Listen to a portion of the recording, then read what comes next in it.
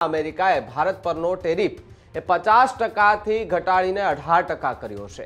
રાષ્ટ્રપતિ ડોનાલ્ડ ટ્રમ્પે truth social media પર માહિતી આપી છે અને ટ્રમ્પે કહ્યું કે ભારત અને અમેરિકા એ ટ્રેડ ડીલ પર સહમતિ બની છે। તેમના જણાવ્યા મુજબ પીએમ મોદી એ રશિયન તેલ ખરીદવાનું બંધ કરશે। અગાઉ ભારત પર કુલ 50% જેટલો ટેરિફ લાગતો હતો, જ્યારે 1 ઓગસ્ટે વેપાર ખાદ્યને કારણે 25% ટેરિફ લગાવવામાં આવ્યું। 27 ઓગસ્ટે રશિયન તેલ ખરીદવા બદલ વધારાનો 25% ટેરિફ લગાડવામાં આવ્યો। ત્યારે ટ્રમ્પ અને મોદી વચ્ચે સોમવારે ફોન પર વાતચીત થઈ હોવાનો દાવો કરવામાં આવી રહ્યો છે અને ચર્ચામાં ટ્રેડ અને રશિયા યુક્રેન યુદ્ધનો મુદ્દો પણ સામેલ હતો। તો બીજી તરફ મોદી રશિયન તેલની ખરીદી ઘટાડવા પર સહમત થયા છે।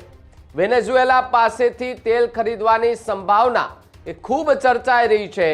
તો સાથે જ ટ્રમ્પે એવું કહ્યું કે આ પગલાં યુદ્ધ બંધ કરાવવામાં મદદ થશે। ટ્રેડ ડીલ હેઠળ રેપ્રોસેકલ જે ટેરિફ છે તે 25%થી ઘટાડીને 18% જેટલો કરી દેવામાં આવ્યો, જ્યારે ભારત પણ પોતાના ટેરિફ અને બિન ટેરિફ અવરોધો ઘટાડશે। ભારત બાય અમેરિકન નીતિ અપનાવશે તેવી ચર્ચાઓએ હાલ જોર પકડ્યું છે। ત્યારે અમેરિકા પાસેથી $500 અબજ વધુની એ ખરીદી કરવામાં આવશે તેવો દાવો જે છે તે અમેરિકન સરકાર કરી રહી છે। ત્યારે ટ્રમ્પે કહ્યું કે ભારત અમેરિકા સંબંધો વધુ મજબૂત જે છે તે બનશે, એટલે કે ભારત અને અમેરિકાના જે સંબંધો જે છે એ પહેલાની જેમ વધુ મજબૂત બનતા જશે ને એનું એક કારણ છે કે આ ટેરિફ હટાવી દેવામાં આવ્યો છે। પીએમ મોદીએ ટ્રમ્પનો આભાર માન્યો। રાષ્ટ્રપતિ ટ્રમ્પ સાથે વાત કરીને મને ખૂબ આનંદ થયો તે પ્રકારની વાત વડાપ્રધાન નરેન્દ્ર મોદીએ ટ્વીટના માધ્યમથી કરી। મેડ ઇન ઇન્ડિયા ઉત્પાદન પર ટેરિફ ઘટીને 18% કરવામાં આવ્યો હોવાની વાત વડાપ્રધાન નરેન્દ્ર મોદીએ ટ્વીટના માધ્યમથી કરી।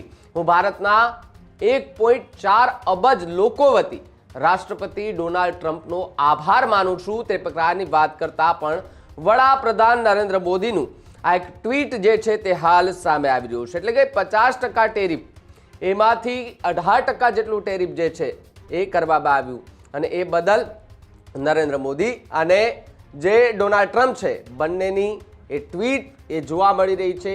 એકબીજાનો આભાર માનતા બંને નેતાઓ જે છે તે અત્યારે જોવા મળી રહ્યા છે।